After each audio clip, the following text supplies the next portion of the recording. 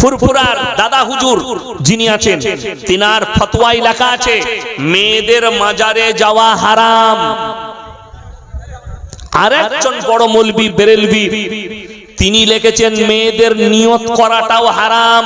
মাজারে যাওয়া তো অনেক দূরের কথা। আপনাদের এখানে মানুষ মরে গেলে, স্বামী মরে গেলে স্ত্রী কবরস্থানে যায়? কথা বলেন, যেতে পাবে? পাবে না। বাপ মরে গেলে বিটি যেতে পাবে? পাবে না। স্বামী মরে গেলে যদি স্ত্রী কবরস্থানে না যেতে পায়, ইয়াসিন মারা গেলে আমার কবরে তোমার বউ কি করে যেতে পাবে? কথাটা বুঝতে পেরেছেন না? পারেন? স্বামীর হক স্ত্রীর কাছে বেশি না ইয়াসিনের হক বেশি আপনার স্ত্রীর কাছে? স্বামীর।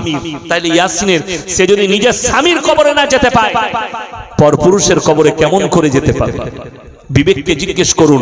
ইসলামী শরীয়তে নিজের স্বামীর কবরে একটা মহিলা যেতে পাবে না, বাপ মারা গেলে বাপের কবরে বিটি যেতে পাবে না। তাইলে ইয়াসিন মারা গেছে, আমি যেই রকমই মলবে হয় আমার কবরে তোমার স্ত্রী যাবে, কেমন করে হতে পারে? শরীয়ত সম্মত নয়। কিন্তু বড় কষ্ট লাগে আমাদের দেশের অনেক মা ছেলে হচ্ছে না। কে তাকে বুদ্ধি দিয়েছে? ছেলে হচ্ছে না, অসুবিধা নেই, একবার পাথর চাবড়িতে চলে যা, ওখানে গিয়ে শুয়ে আয়, ওখানে গিয়ে সিজদা করায়, ছেলে হয়ে যাবে। যা ঘোড়ার ঠ্যাং। আমরা শুনেছি স্বামীর পাশে শুলে ছেলে হয়, কি বলছে ওইখানে গেলে শুলে ছেলে হয়। নাউজুবিল্লাহ।